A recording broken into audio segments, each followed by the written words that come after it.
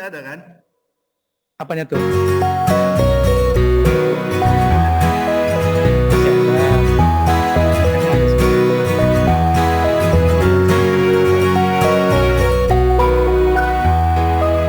Teman lain nggak tahu besok di SMK Udah kita share apa ya? Kita share link pendaftarannya di grup, kemudian di grup riset nasional di Telegram.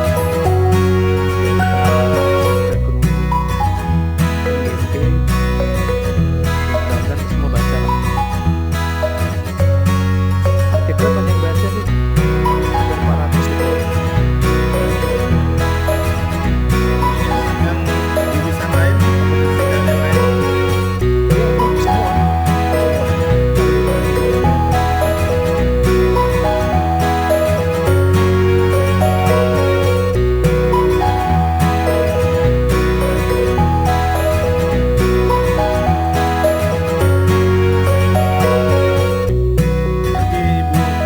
Rinda.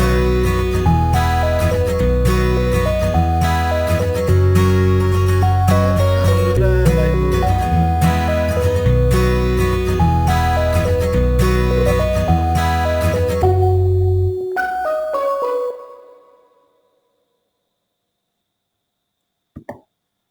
Bu. Pagi, Pagi Pak Leo. ya. Pagi Pak, Assalamualaikum. Suaranya jelas ya, dengarkan. Jelas Pak Leo. Ya. Sekarang kita diskusi lagi mengenai rem ABS ya. Siap Pak Leo, siap. Ya.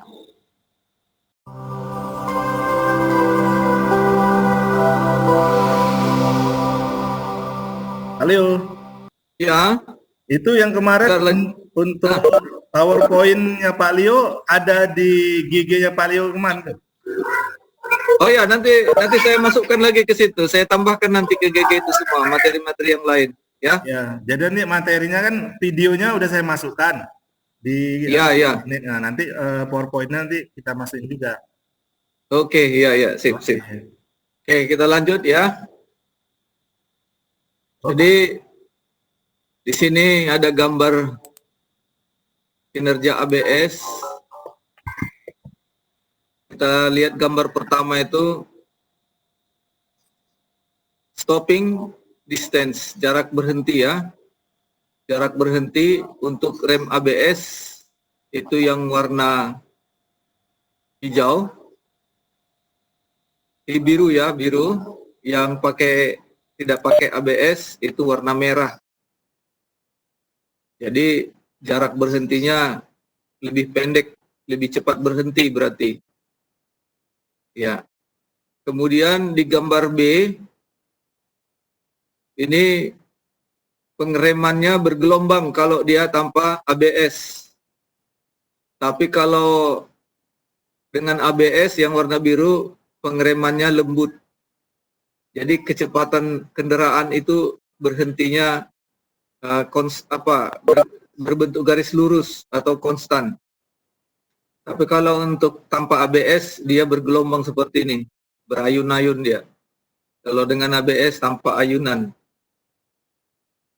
Kemudian untuk mengetahui roda itu terblokir atau tidak, ditempatkan sensor di roda. Ya, sensor ini akan membaca kecepatan daripada atau RPM daripada roda. Kalau tiba-tiba RPM-nya mati, berarti dia terblokir, sehingga dia akan menginformasikan ke ECM. ECM akan memerintah aktuator untuk membuka solenoid sehingga tekanan fluida pengereman hilang, ditarik, berkurang. Kemudian saat dia bergerak direm kembali. Saya baca kemarin di artikelnya manualnya Toyota, ternyata sensor ini sudah bekerja pada kecepatan kendaraan 6 km per jam. Ya, memang agak jarang sekali literatur mengatakan berapa kecepatan kendaraan untuk ABS-nya berfungsi. Ya, saya baca kemarin di manual, dia 6 km per jam, ternyata ABS sudah bekerja. Kemudian ada juga yang menempatkan sensornya di diferensial. Ya, ini umumnya sensornya ini yang menggunakan single port atau single channel. Jadi banyak juga tipe-tipe daripada rem ABS ini. Ada yang channel tunggal, channel ganda, channel 4 channel.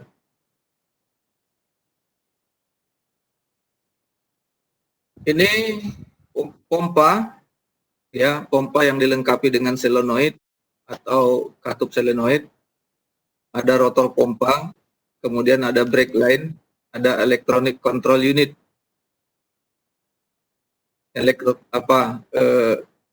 Di sini ada ECM-nya. ECM ini akan terhubung juga ke ECU, ya. Jadi ada pompa untuk bisa menarik kembali atau mengatur atau memompakan bahan bakar, atau memompakan fluida pengereman ke pengeremannya, ya. Kemudian sensor kecepatan roda itu ada 2 macam. Ada yang menggunakan magnet permanen, jadi di dalam ini diisikan magnet permanen. Kalau dia menggunakan magnet permanen, itu biasanya kabel yang keluar dari sensor ini ada 2. Karena dia tidak membutuhkan arus ke dalam. Dia justru mengeluarkan arus keluar saat terjadi gerakan-gerakan pada gigi-gigi sensor ini. Itu, ya. Yang kedua, magnetoresistive sensor, artinya kalau tidak dialiri arus ke dalam, dia tidak akan ada magnet di dalamnya. Jadi ada magnet sementara di sini. Kalau nggak ada arus, magnetnya hilang. Kalau yang di atas tidak ada arus pun, magnetnya tetap karena dia menggunakan magnet tetap. Kalau di sini adalah magnet tidak tetap. Ada arus baru dia berubah menjadi magnet. Cirinya kabelnya ada keluar 3. Satu untuk power ini untuk mengisi, ya. Satu untuk massa, satunya untuk signal. Jadi kalau untuk massa untuk massa selalu warnanya hitam, untuk power selalu warnanya merah. Untuk signal itu warnanya biru. Tegangan yang sering dimasukkan ke dalam ini dia berkisar 5 volt.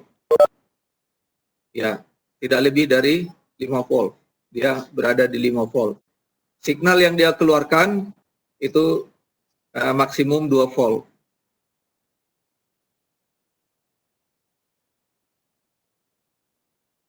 Kemudian bentuk gelombangnya seperti ini, ya. Ini ada gelombang yang masih mentah, yang belum diolah oleh ECU. Kemudian yang di bawah adalah gelombang yang sudah diolah oleh ECU, dia berubah menjadi bentuk digital. Kalau ini masih bentuk gelombang biasa, umum yang masih dilihatkan oleh masih asli, ya, gelombangnya belum dirubah menjadi digital. Bentuk gelombang normal ada di atas, kemudian yang di bawah ini rusak, yang di bawahnya lagi bentuk gelombang yang rusak, yang di bawah lagi gelombang yang disebut gelombang hilang. Ya. Tapi hilangnya ini di sini, ini bisa saja disebabkan karena jarak antara gigi itu memang ada dibuat satu celah yang hilang di sini. Ini menentukan RPM. Jadi kalau sama nanti semua ini jarak antara giginya ini tidak ada dibuat yang hilang satu giginya, maka ECU susah menghitung RPM-nya. Jadi ini memang sengaja dibuat yang missing ini supaya RPM bisa menghitungnya. Apa ECU bisa menghitung berapa RPM roda? Ya. Jadi yang jelas gelombang ini yang normal dengan yang missing ini disatukan. Kalau yang cracked ini rusak, ini berarti ada gangguan. Damage juga rusak, ada gangguan ya. Jadi cracked sama damage ini adalah gelombang yang tidak diinginkan. Yang diinginkan ini adalah normal dan missing. Jadi normal dan missing ini menjadi satu dia.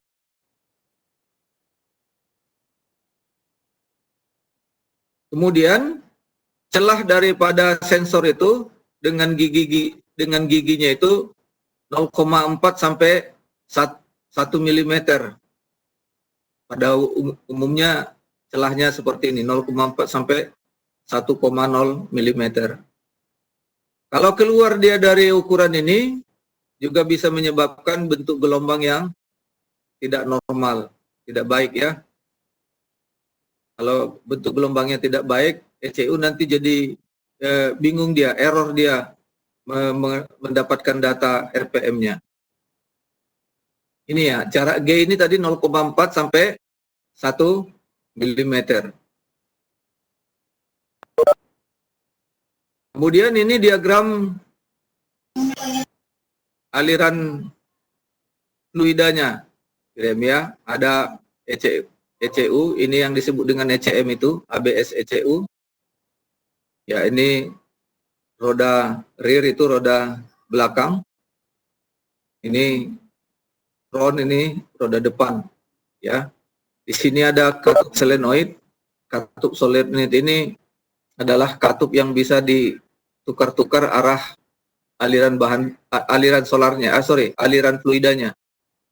Jadi katup ini kan bisa memindahkan pintu aliran, ya, menghubungkan pintu aliran supaya aliran itu bisa bolak-balik, ya.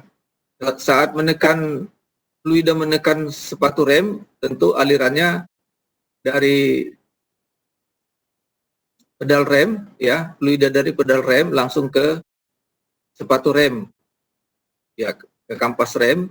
Waktu dia remnya itu terblokir, ini katup solenoid ini memindahkan arahnya sehingga fluida tadi balik ke arah mengurangi tekanan fluida.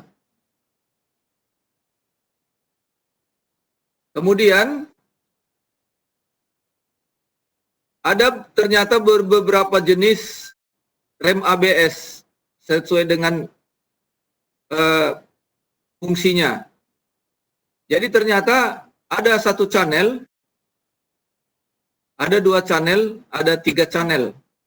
Channel itu artinya roda mana saja yang berfungsi sebagai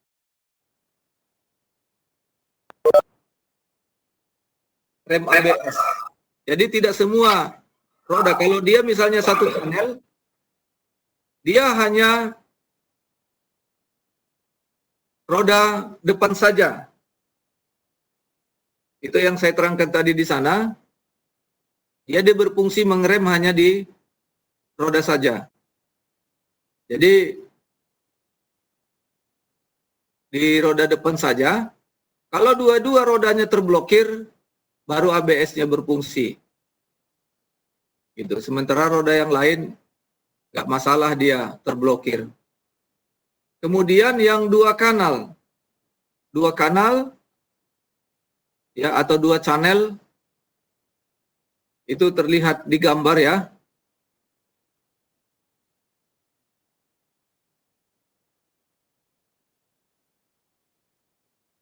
Ini 2 channel dia. Kalau 2 channel, roda depan sama roda belakang juga direm, berfungsi ABS-nya serentak. Misalnya dua-dua terblokir roda depan atau dua-dua terblokir roda belakang, baru ABS-nya berfungsi. Kalau hanya salah satu rodanya terblokir, dia tidak berfungsi. Jadi harus dua roda terblokir baru dia berfungsi. Jadi serentak terblokirnya maksudnya. Ya, kalau yang 3 channel, ada juga 3 channel ini.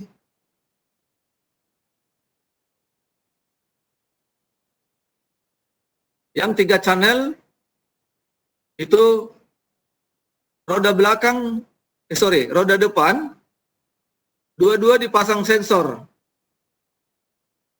Gitu. Jadi sementara roda belakang itu kedua roda itu untuk satu ABS. Kalau roda depan, kedua roda itu berfungsi ABS-nya. Kalau roda belakang hanya dua-dua sekaligus ABS-nya berfungsi.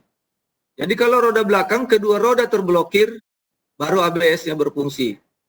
Sementara kalau roda depan, salah satu pun roda terblokir, sudah berfungsi ABS-nya.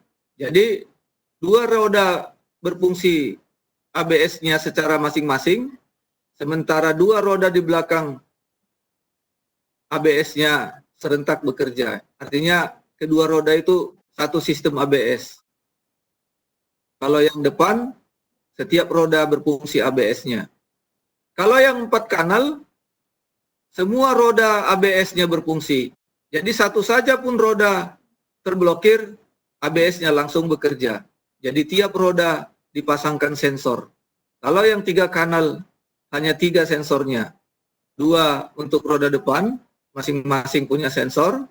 Di belakang, ya hanya dipasangkan di gardan. Kalau kedua roda terblokir, baru ABS-nya berfungsi untuk roda belakang, kedua roda belakang. Itu macam-macam daripada ABS. Tapi yang sekarang ini, yang diproduksi hanya yang 4 kanal ini. Yang 1, 2, 3 ini sudah ditinggalkan. Karena lebih efektif yang 4 kanal, karena semua roda dipasangkan sensor. Kalau yang sebelum-sebelumnya tidak semua roda dipasangkan sensor.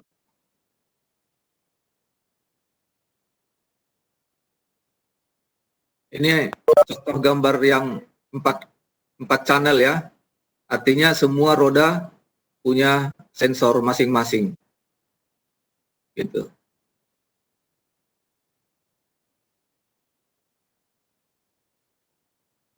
Ini pompanya.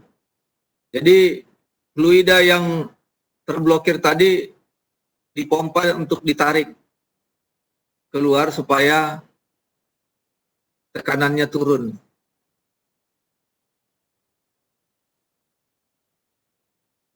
Karena katup solenoidnya itu bisa mengubah arah aliran daripada fluidanya. Tadi pemompaan diarahkan untuk pengereman, saat roda terblokir, fluida ditarik daripada arah pengereman dengan cepat ya, dengan cepat. Dan direm juga lagi dengan cepat, berarti dia berdenyut terus, bergerak maju mundur dengan cepat, sesuai dengan kecepatan listrik yang ada di katup solenoidnya nih, buka tutupnya.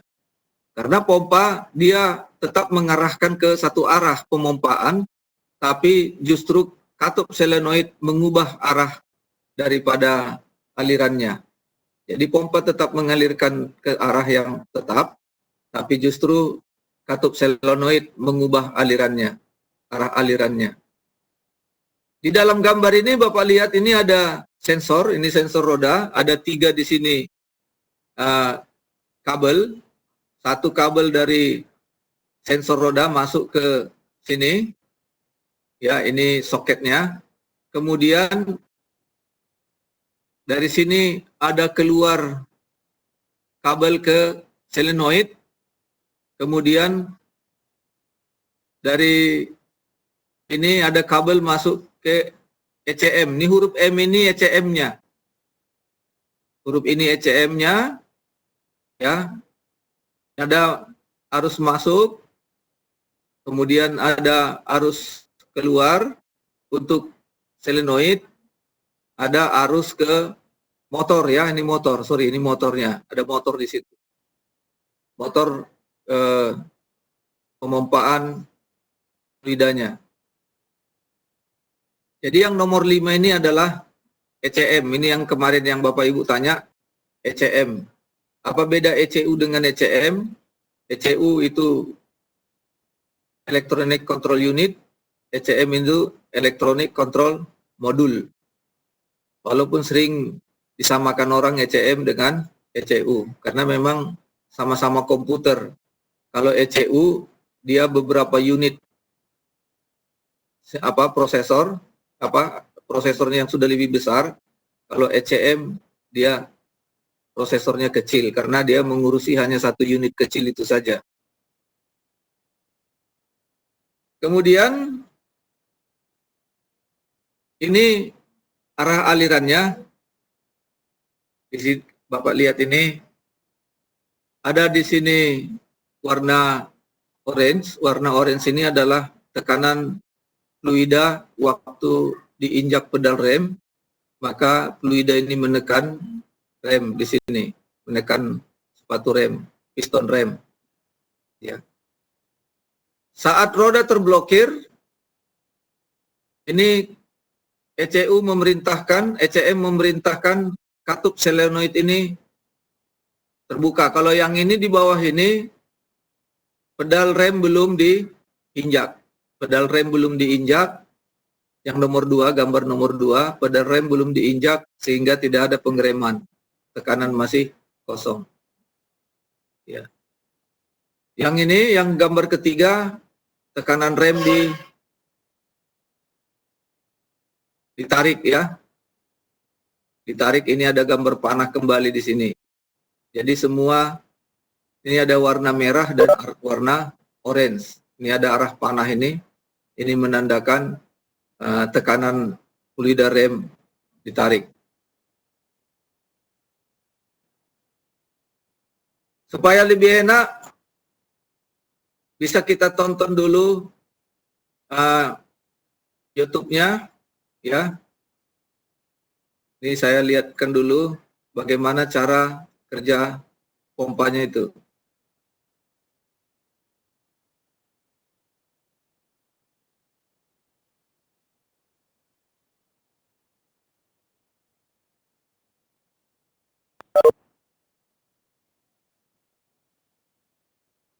Nampak videonya Bapak Ibu?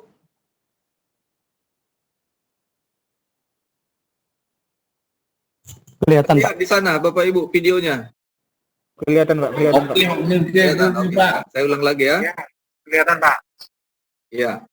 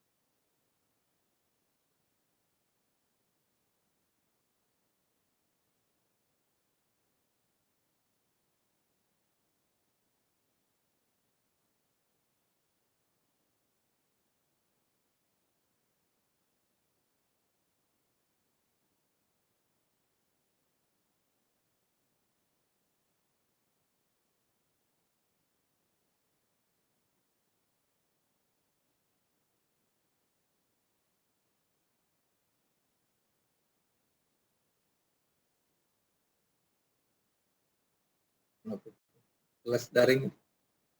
Masih main pencarian kok, yang mana? Yang mana yang kemarin itu? Yang pertama. Yang ini, yang apa? Klinik. Yang klinik. Belum selesai klinik. Kapan? Belum.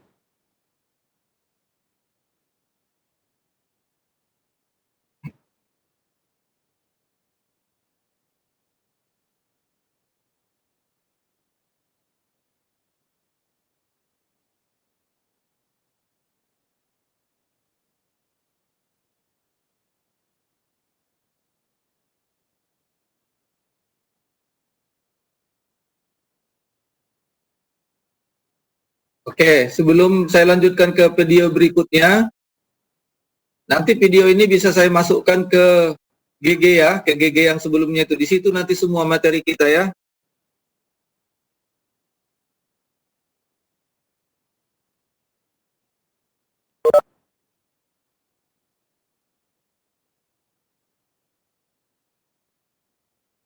Sebelum kita lanjut, mungkin ada pertanyaan Bapak Ibu. Ini saya lihat chatnya ini masih kosong.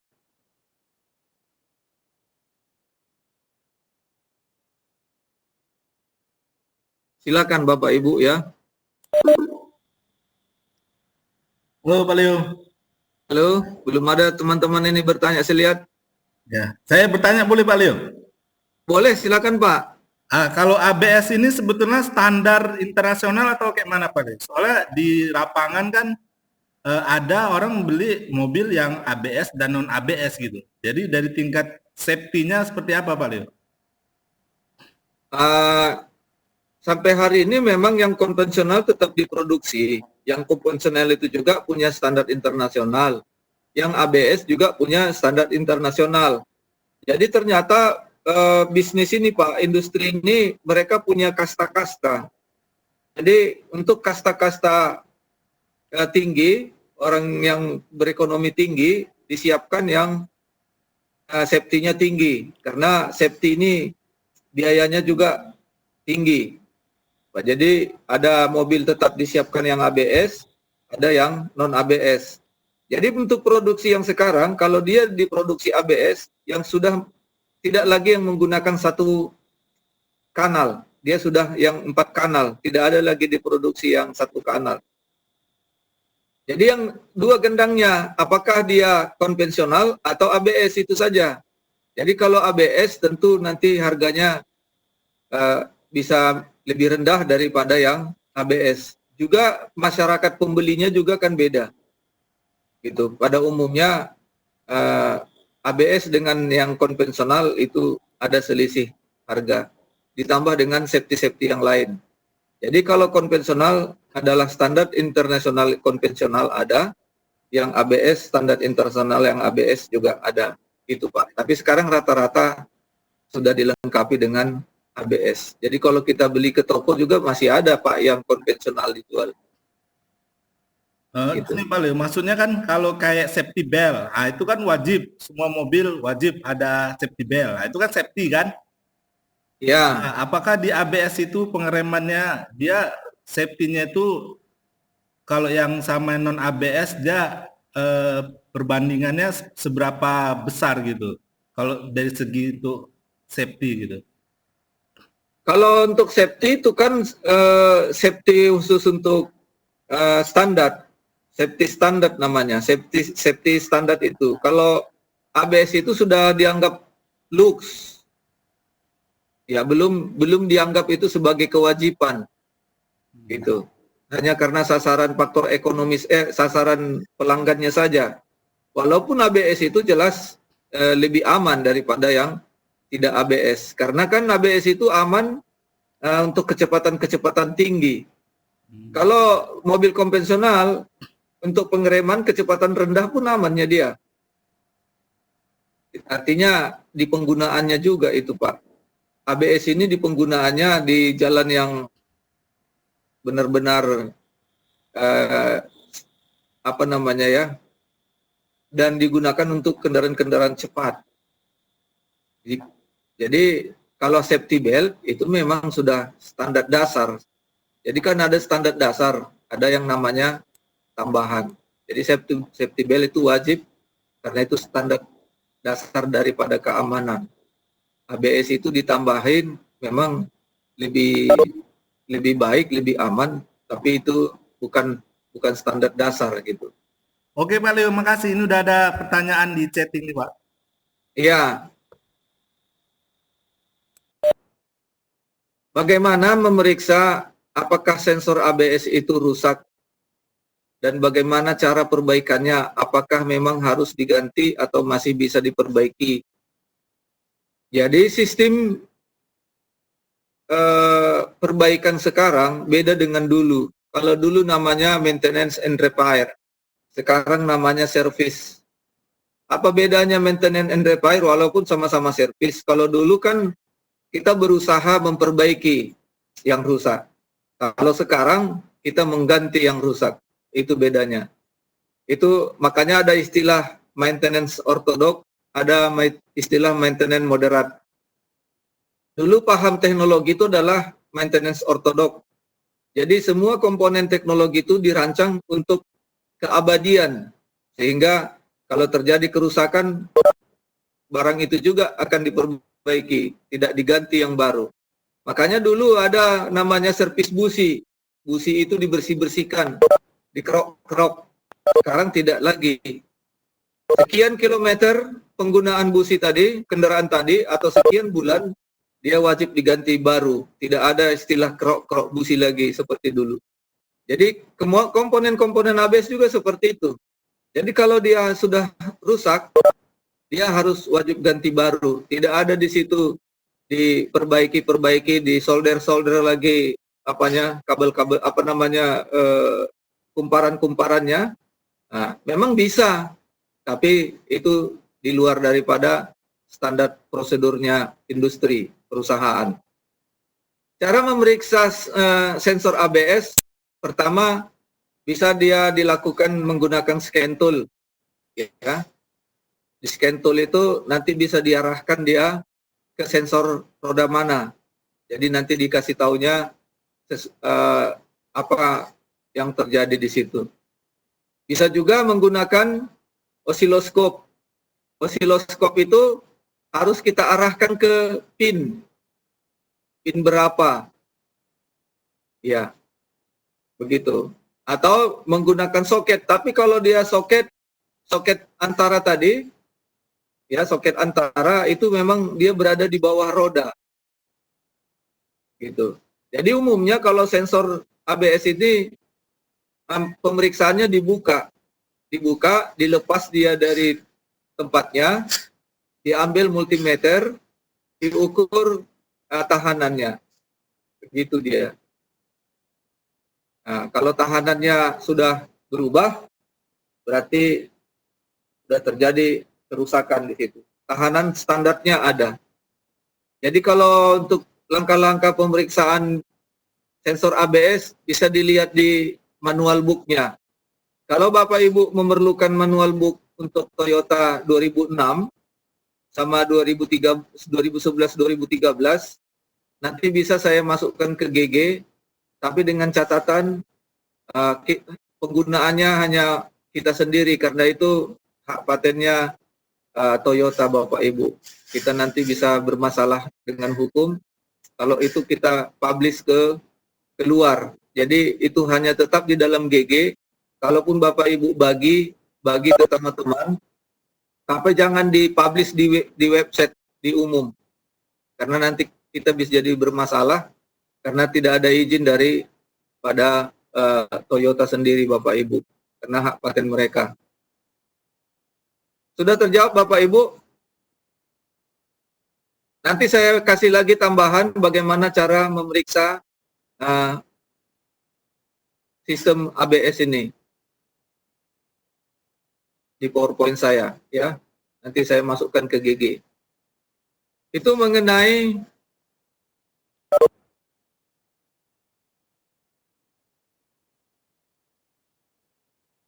ada tadi di atas sini. Oh, sudah banyak pertanyaannya. Simulator ABS di mana bisa didapat, Pak?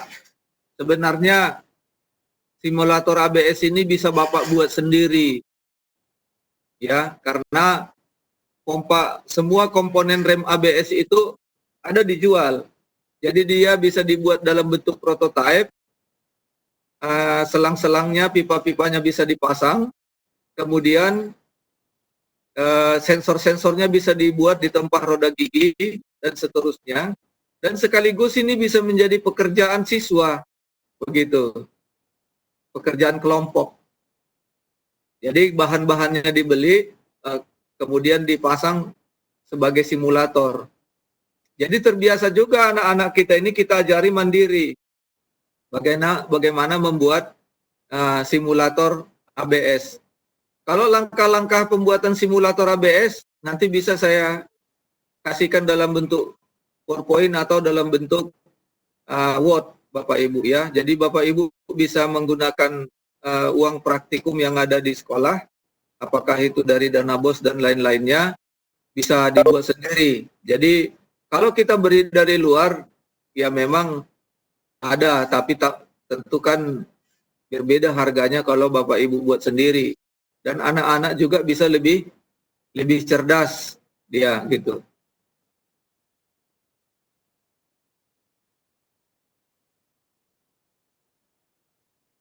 Kemudian ini tadi ada bertanya bagaimana cara melakukan pemeriksaan speed sensor. Saya sudah jawab tadi, pemeriksaan tahanan, kemudian pemeriksaan gelombang. Pemeriksaan gelombang itu bisa melalui scan tool, bisa juga melalui osiloskop. Ya, kalau dia 2 kabel, ya hanya yang 2 kabel itu diperiksa. Karena 2 kabel itu sebenarnya massa daripada sensor itu sendiri, massa dari koilnya salah satunya adalah positifnya, negatifnya. Tapi karena dia adalah tegangan bolak-balik, makanya dibuat dia sama-sama disebut kabel sensor ya, kabel tegangan. Kalau yang 3 kabel itu ada warna merah. Warna merah itu adalah arus masuk. Kemudian yang warna hitam adalah massanya. Bagaimana cara memeriksanya? Ya, kalau untuk memeriksa tegangannya, tegangan yang masuk itu harus 5 volt. Jadi waktu kita periksa kabel merah dengan kabel hitam menggunakan multimeter digital lebih baik, nanti akan keluar tegangannya di situ sesuai dengan standarnya manual atau 5 volt tegangannya yang masuk ke dalam. Kemudian kabel yang satu lagi yang warna hijau. Yang warna hijau itu adalah signalnya. Itu bisa diperiksa berapa bentuk gelombangnya dari situ menggunakan osiloskop atau menggunakan scan tool. Kemudian bisa juga diperiksa tegangannya di situ menggunakan multimeter digital atau multimeter biasa. Multimeter digital, tegangannya nanti di situ mendekati 2 volt pada RPM yang tinggi ya. Gitu. Kemudian sensor ABS yang ada pada mobil Alia untuk roda belakang itu kan dipasang pada AC bearing roda belakangnya. Mobil tetangga saya pernah mengalami bearing roda belakang masih baik, tapi indikator ABS menyala. Setelah dianalisis, kami mencoba mengganti bearing AC-nya, dan ternyata permasalahannya tersebut hilang. Berarti kan sensor ABS yang ada di bearing AC tersebut rusak. Nah, pertanyaan saya, bagaimana cara memeriksa untuk membuktikan bahwa sensor ABS tersebut rusak? Dan bagaimana cara perbaikannya? Apakah memang harus diganti atau masih bisa diperbaiki? Kemudian, satu lagi, tips untuk bagaimana perawatan agar sensor ABS tersebut awet. Ya, memang kalau bearingnya rusak, itu gigi-gigi sensor itu tidak berputar sentral dia. Putarannya acak, tidak stasioner putarannya. Itu yang menyebabkan gelombang yang dihasilkannya gelombang yang di luar dari standarnya, sehingga ECU bingung. Sehingga ECU mengatakan sensor itu rusak, padahal bukan sensornya yang rusak. Karena sensor memberitahukan informasi yang salah, ECU menganggap sensornya yang salah. Karena memang ECU hanya bisa mengetahui informasi dari sensor. Dia tidak bisa mengetahui kondisi yang lain di luar daripada sensor. Kalau bantalannya rusak, otomatis akan terjadi guncangan-guncangan pada gigi-gigi sensor. Gigi-gigi sensor itu kan putarannya harusnya di sumbunya. Tapi ternyata setelah bantalan itu rusak, dia tidak berputar di sumbunya dengan benar, sehingga gelombang yang dihasilkan oleh sensor menjadi tidak sebenarnya atau di luar daripada standarnya, sehingga ECU mengatakan sensor itu yang rusak. Setelah diganti bantalannya, putaran daripada gigi sensor ABS itu sudah kembali normal, maka gelombang yang dikirim ke ECU adalah gelombang yang standar. Sehingga setelah dihapus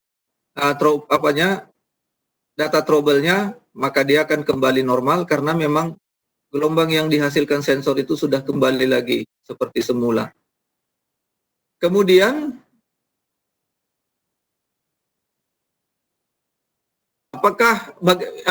bagaimanakah sensor tadi? Saya sudah terangkan di awal, semua komponen itu diganti ya, tidak diperbaiki. Komponen elektroniknya ya. Setelah dianalisis kami mencoba mengganti bearing. Oke, tadi sudah terjawab. Tips perawatannya ya karena sensor itu berada di dalam dekat roda, ya sering dibersihkan itu mobilnya. Ya. Hanya itu cara perawatannya ya. Ya sekali-sekali disemprot WD juga supaya kotoran-kotorannya bersih atau cairan pembersih kotoran karat ya, karena sensor itu bisa dirusak karena kotoran.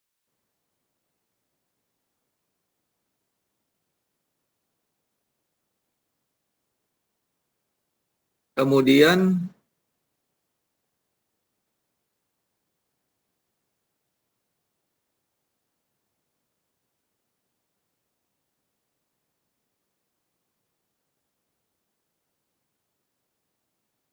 iya, jadi sistem yang bekerja di ABS yang di sepeda motor sebenarnya sama dengan sistem yang bekerja pada mobil. Hanya bedanya di sepeda motor 2 roda, kalau di mobil 4 roda. Jadi boleh digantikan dengan itu untuk prakteknya. Tapi sebenarnya ini tidak SOP. Jadi sebaiknya memang sekolah Bapak ini yang tidak ada mobil ABS, yang ada hanya mobil konvensional, bisa digantikan dengan prototipe yang saya sebut tadi. Jadi kalau ada uang praktikum, bisa dibuat prototipenya di atas meja. Mejanya kan bisa dibuat itu dari papan atau dari triplek ya. Ya, itu mengenai pengganti praktek ABS di sekolah, bisakah yang dimiliki sepeda motor? Bisa, tapi sebaiknya dibuatlah prototipe ABS yang untuk mobil. Ya. Kemudian urutan pengajaran ABS yang baik pada siswa dimulai dari materi apa, Pak? Ya, kalau urutannya pertama bisa dimulai dari apa fungsi rem ABS, ya, apa fungsi rem ABS. Baru kedua, bisa juga, atau nanti saya tuliskan aja ya mengenai jawaban ini, karena urutannya ini bisa saya buat nanti apanya, diagram panahnya ya. Kemudian mekanisme penggunaan handbrake, apakah mempengaruhi pembacaan sensor pada sistem rem ABS? Kalau handbrake ini kan hanya untuk rem parkir ya. Ini lampu rem menyala kalau handbrake-nya tidak berfungsi. Tapi kalau karena hanya handbrake-nya tidak berfungsi, saat kita periksa nanti dengan scan tool, ya tentu kerusakan ABS tidak akan diberitahukannya di situ. Dia hanya memberitahukan ada kerusakan rem, tapi bukan di ABS-nya. Kalau menggunakan jumper, maka akan ada kedip-kedip. Kalau dia tidak berkedip, berarti itu bukan di ABS. Ya, karena kalau handbrake ini hanya pengereman biasa parkir, dia tidak ada kaitannya dengan ABS. Tapi lampu bisa menyala kalau dia tidak berfungsi. Tapi lampu menyala itu hanya memberitahukan bahwa di sistem rem itu ada yang terjadi gangguan. Tapi untuk memeriksa gangguan itu apa, itu makanya kita harus periksa apakah itu ABS atau hanya di handbrake-nya saja.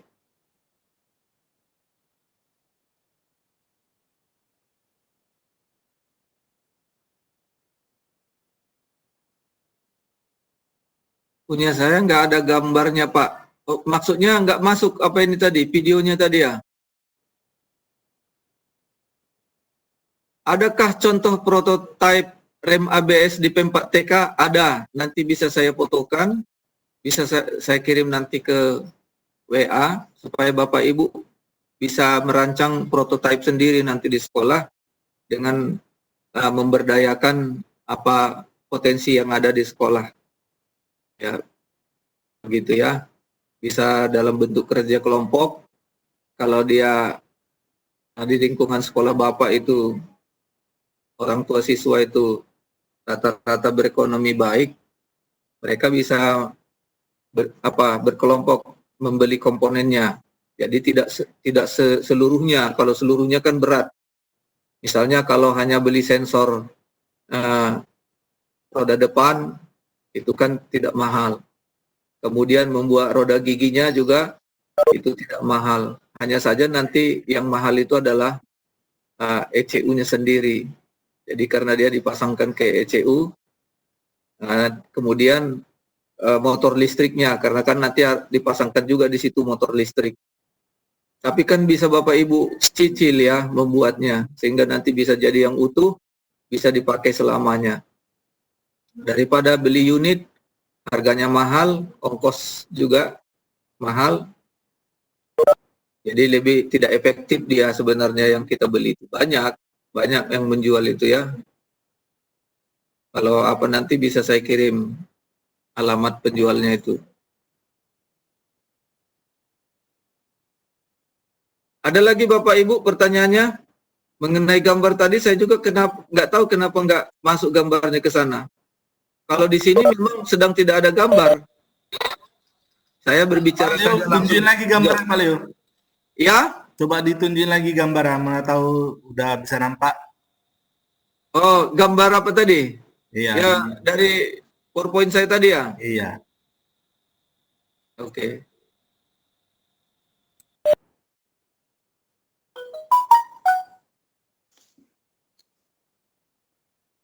Nih, sudah ada nampak gambarnya? Nampak Pak Leo. Iya, iya. Kemudian, biar kita tonton lagi satu video satu lagi ya.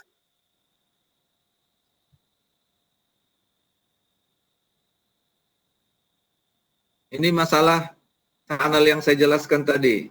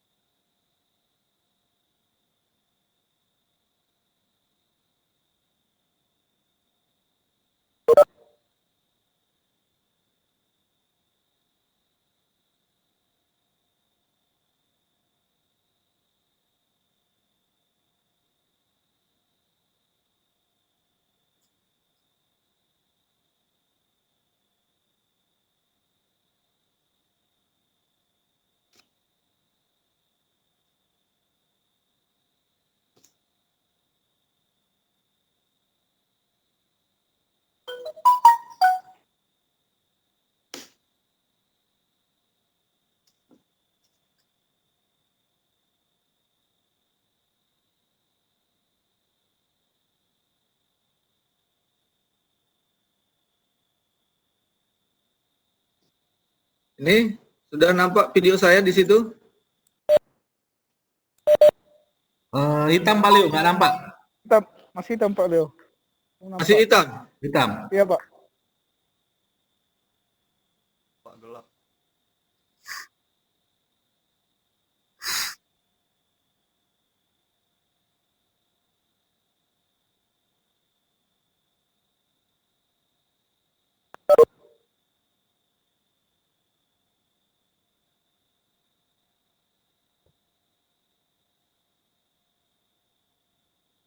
Ini juga masih hitam ya? Oh, udah nampak, nampak.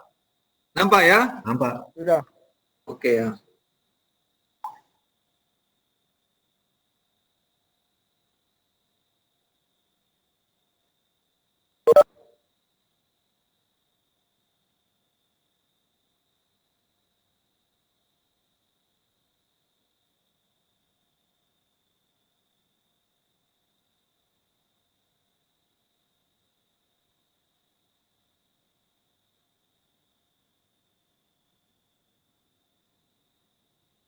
Ini bisa dikasih narasinya Pak Leo.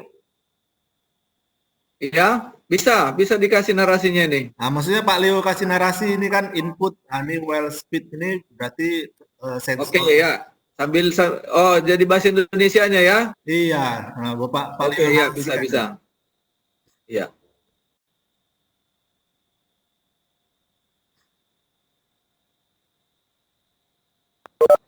Halo Bapak Ibu, dengar suara saya di sini? Dengar-dengar Pak. Iya, jadi Jelas Pak. input kecepatan dari roda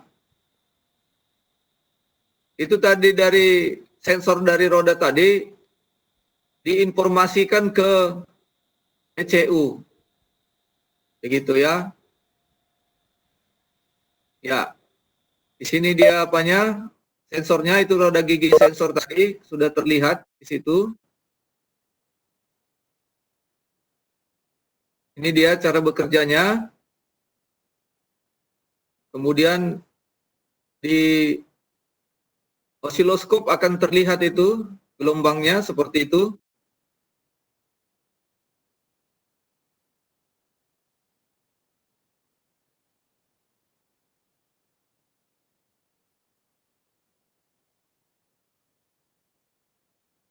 Ya, ini gelombangnya sebenarnya ada yang agak jarang dia, ya, agak jarang. Tapi ada juga yang tidak menggunakan yang agak jarang. Gelombangnya sama terus-menerus. Gitu. Tapi jaraknya yang menentukan nanti kecepatannya. Kalau makin tinggi kecepatannya, maka jarak gelombangnya itu makin rapat dia. Kerapatan gelombangnya tadilah yang dibuat sebagai informasi. Ini dia lihat tegangan gelombangnya itu, ya. Tadi diperkecil, dia selalu berada di bawah 2. Ya. Gitu ya. Itu kalau Bapak Ibu lihat itu sebenarnya sekitar 2 ya, ada 2. Kemudian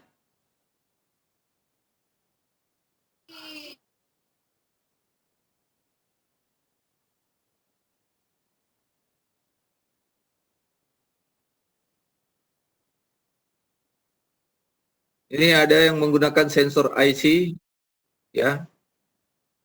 IC itu kan integrated circuit ya.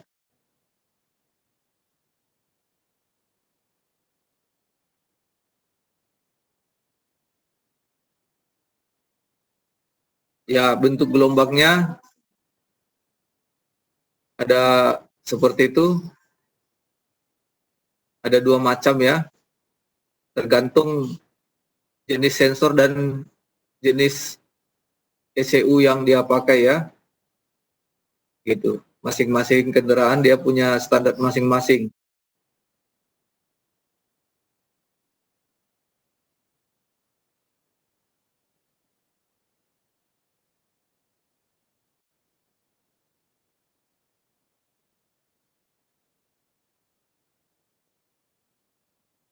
Ini cara kerja sensornya ya. Jadi NS itu north south itu kan, karena magnet itu kan ada utara selatannya ya.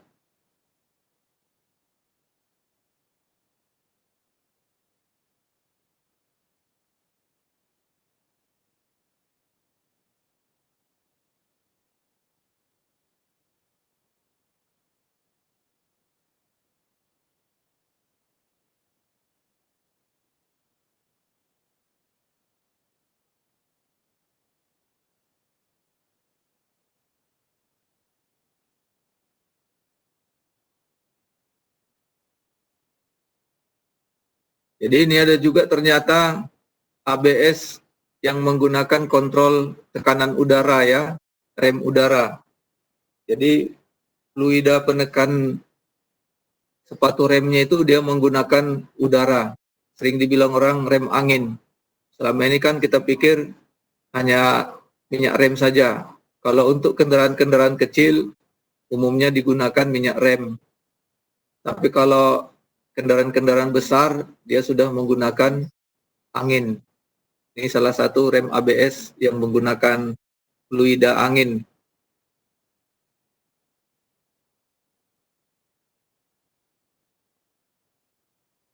Jadi di tiap titik itu diberikan kontrol ABS-nya. Jadi di sini ada tiap-tiap ini ada katup solenoidnya. Pompa solenoidnya ada di sini, katup solenoid, dan nah, di roda belakang dibuat hanya dua. Jadi dua roda berfungsi untuk satu solenoid atau air modulator valves-nya ya. Di belakang di sini ada dibuat apa sensor kecepatannya di roda belakang. Ya, jadi roda tengah tidak dibuat sensornya, hanya di roda belakang saja. Karena ini bisa mewakili. Karena kalau kedua roda belakang ini, kedua pasang roda belakang ini, salah satunya macet, pasti yang lainnya juga ikut macet.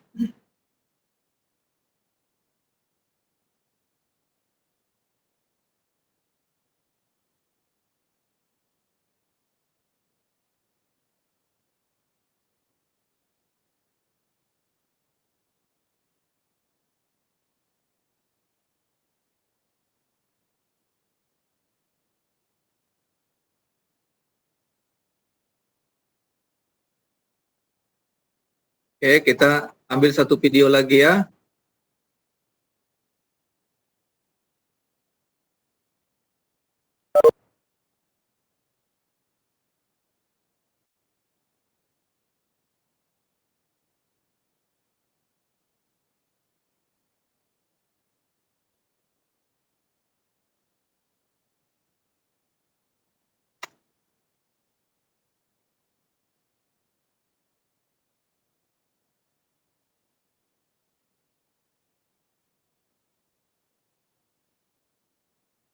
Ini video saya ini nampak di sini tuh. Ini kebetulan apanya ini? Promonya yang ada di dalam. Kelihatan, Pak. Nampak ya? Kelihatan, Pak. Iya.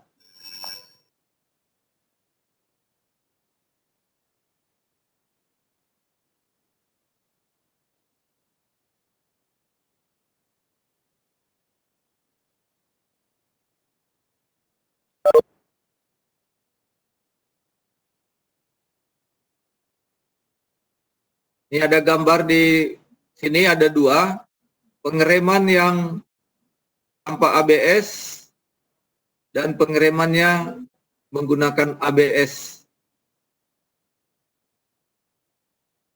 Ya. Kalau dia menggunakan ABS, pengeremannya lebih baik ya. Ini tanpa ABS, ini ada benturan di sini. Ada gambar benturan tabrakan. Itu tanpa ABS.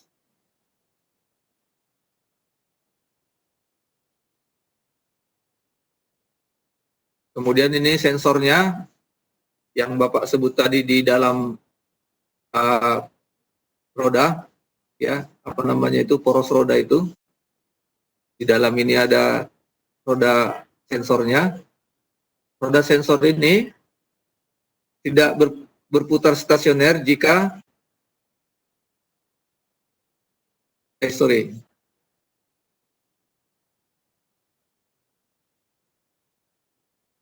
ya,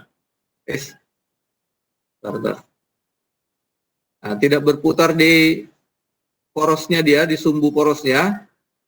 Kalau bantalan di roda ini rusak, karena ini akan terjadi guncangan.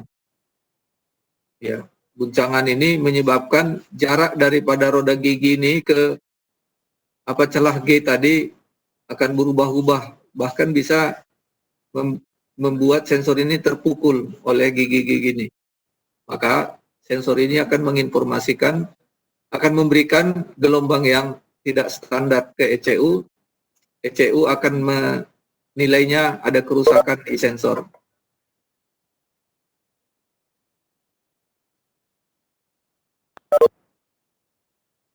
Ini pompanya tadi ya, gambarnya seperti ini.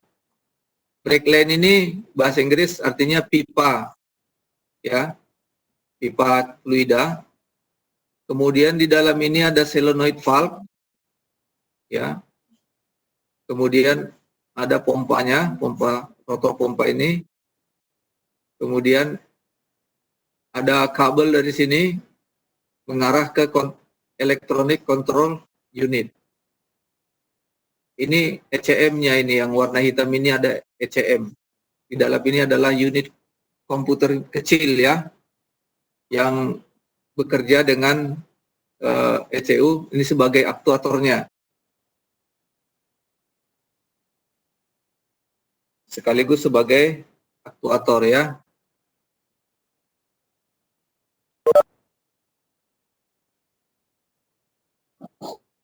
Kenapa saya bilang di sini sebagai komputer unit kecil?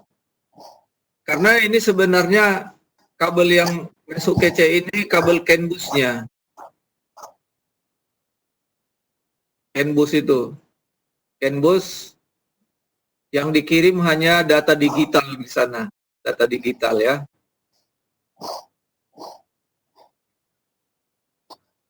Sorry, yang dikirim sinyal nanti di ECU dirubah menjadi data digital. Data digital itu akan dirubah lagi ke sini menjadi perintah ya, gelombang untuk perintah.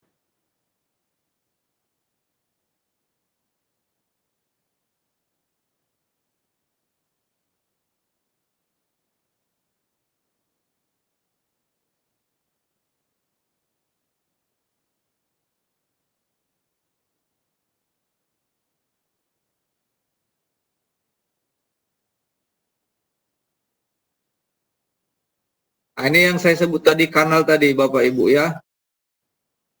Nih. Jadi sini one channel, one speed sensor. Ya. Jadi biasanya ABS itu dipasangkan di sepasang roda saja. Bisa dia di roda belakang, bisa dia di roda depan, tergantung kepada jenis penggeraknya. Roda ini kan ada penggerak depan, ada penggerak roda belakang. Kalau dia penggerak roda depan, berarti diferensialnya ini ada di depan. Sensornya itu hanya dipasang di gardangnya saja. Jadi gigi roda matahari, ya, gigi roda matahari di diferensial ini ditambahkan gigi lain di dalam gigi matahari tadi sebagai sensor gigi sensornya. Jadi sensor dipasang di diferensial ini. Jadi kalau satu roda ini aja tidak berfungsi atau terblokir, dia ABS-nya belum membaca. Jadi kalau kedua roda ini terblokir baru dia ABS-nya berfungsi. Itulah salah satu kelemahan daripada ABS yang menggunakan satu channel speed sensor. Ya. Jadi roda yang lain tidak ada ABS-nya, dibiarkan saja dia mau terkunci, atau tidak. Kemudian yang 3 channel, ya, yang 2 channel nggak dinampakkan di gambar ini.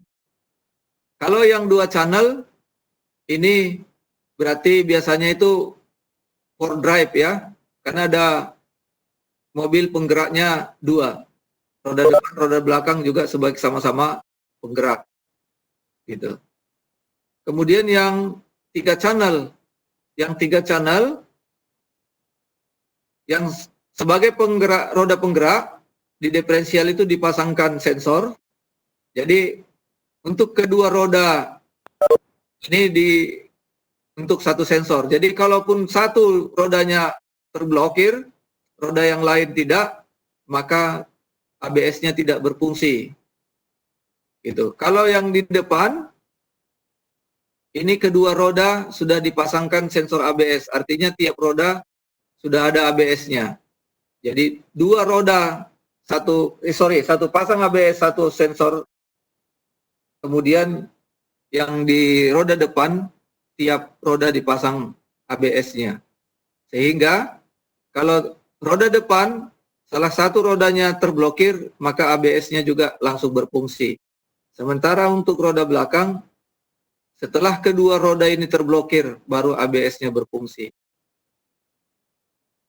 Kemudian yang 4 channel, tiap roda dipasang sensor, artinya tiap roda sudah memiliki ABS.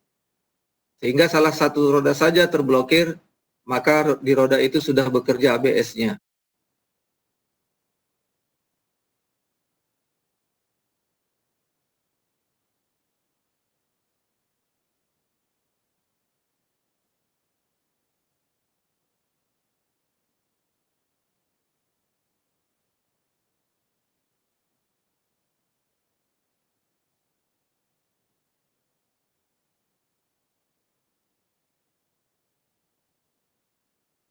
Jadi ini yang Bapak minta tadi.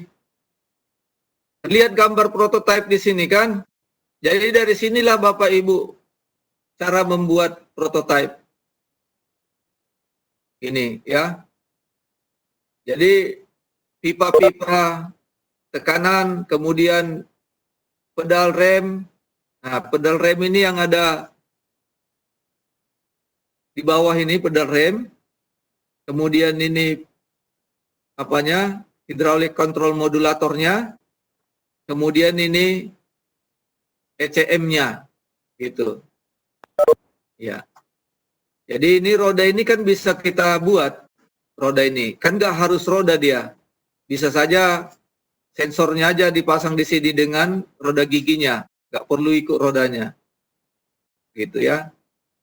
Jadi Bapak Ibu kalau membuat prototipe tema ABS, ini gambar ini bisa jadi pedoman. Gitu. Ini untuk keempat rodanya ini sebagai ABS ya, ditempatkan sudah ABS di keempat rodanya.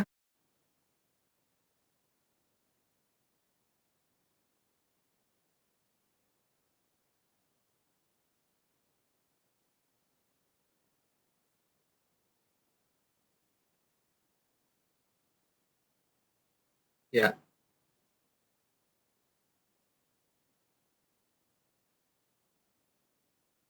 Oh, ini gambar-gambar kanal tadi ya, yang di mobil dipasangkan. Ini yang satu kanal, ini taruh diferensial ini. Jadi kedua roda ini satu sistem ABS-nya. Ya. Kemudian ini yang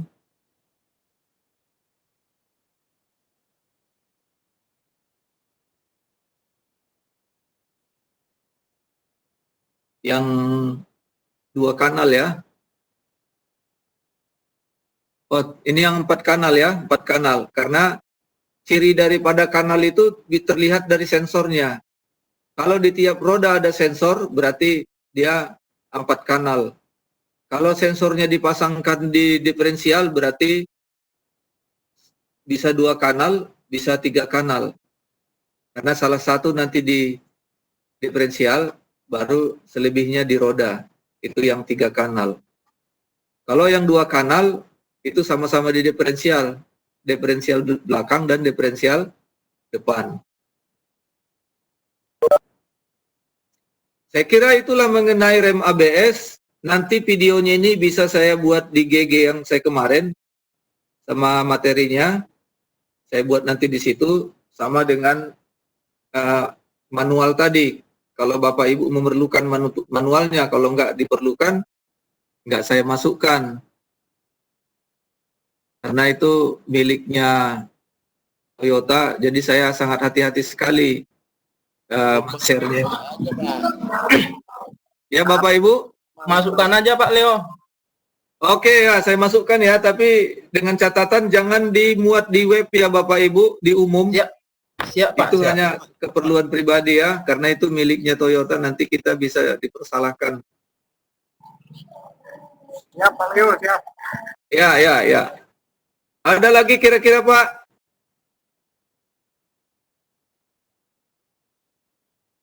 Jadi kalau Bapak Ibu nanti punya pertanyaan tentang rem ABS, di chat saja, karena untuk ABS kita sudah selesai sampai hari ini. Untuk berikutnya saya akan Tanya Pak ganti Eko. materi lain. Ini bertanya Pak. Ya, tanya. Bagaimana dengan mobil yang penggerak depan Pak?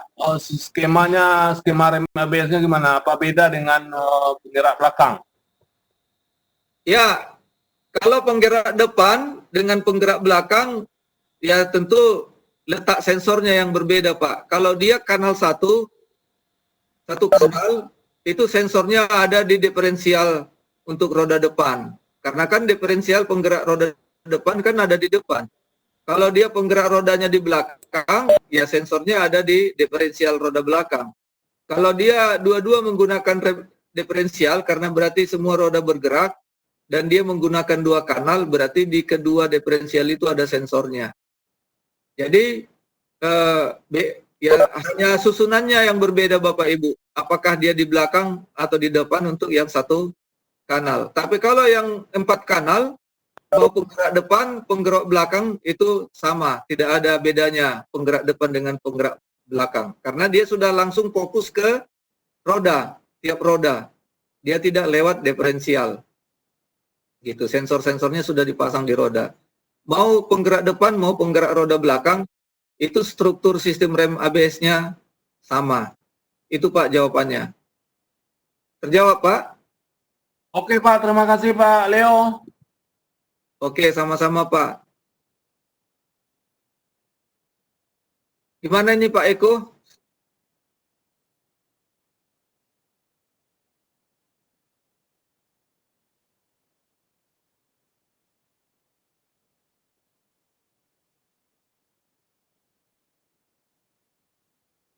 Halo Pak Eko?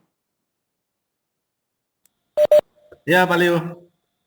Ya. Bapak Ibu dipersilakan untuk menanya lagi mengenai sistem ABS ini. Ini waktunya kita udah lewat, tapi kalau emang masih ada mau ditanyakan, bisa dipertanyakan. Kalau emang sudah tidak ada, kita akan sudahin. Bagaimana Bapak Ibu? Cukup Pak. Cukup ya? Oke. Cukup. Iya Pak Eko. Terima kasih banyak ya Bapak Ibu, terima kasih banyak Pak Eko atas moderatornya, atas fasilitasinya. Selamat siang, sampai jumpa untuk berikutnya, untuk tema yang berbeda dari ABS. Tapi saya mau memungkinkan kepada Bapak Ibu permintaan materi apa yang mau kita bahas minggu depan di jadwal yang seperti ini. Nanti di WA-kan saja ya Bapak Ibu, biar saya siapkan materinya. Tapi jangan mendesak, jangan mepet waktunya. Misalnya kan kita bertemu minggu depan untuk pertemuan kedua itu kan hari Selasa ya. Pertemuan pertama itu hari Senin, pertemuan kedua hari Selasa, pertemuan ketiga itu hari Rabu. Saya selalu fokuskan untuk pertemuan ketiga itu masih di diesel saja. Itu. Yang di pertemuan kedua lah nanti yang kita rubah sesuai dengan permintaan Bapak Ibu. Biar saya siapkan nanti PowerPoint-nya sama materinya. Di WA-kan saja, kalau bisa besok Bapak Ibu ya. Saya akan saya akan memenuhi permintaan yang terbanyak nanti. Oke, selamat. Izin Pak Leo. Ya. Ya. Silakan Pak. Ya, selamat siang. Kalau bisa pengapian elektronis Pak Leo. Oh, sistem pengapian elektronik. Boleh Pak, nanti saya siapkan ya. Berarti minggu depan kita masuk ke sistem pengapian elektronik. Oke Pak. Itulah materi kita untuk Siap, minggu Pak. depan. Ya, sama-sama. Selamat siang ya Bapak Ibu, sampai jumpa minggu depan. Oke, terima kasih Bapak Ibu. Selamat siang Pak Leo. Kita sudahin kegiatan kita ini. Besok ada lagi dengan Pak Leo tentang bahan bakar diesel. Siang ini dengan Pak Pirsam untuk yang TBSM. Jadi jam 12.45 udah bisa untuk mengisi daftar hadir dan melihat link PC Cisco Webex-nya. Gitu ya Bapak Ibu, kita sudah ya. Siap Pak Eko. Terima kasih Pak Eko. Oke, Assalamualaikum warahmatullahi wabarakatuh. Selamat siang. Waalaikumsalam warahmatullahi wabarakatuh. Waalaikumsalam warahmatullahi wabarakatuh. Selamat siang.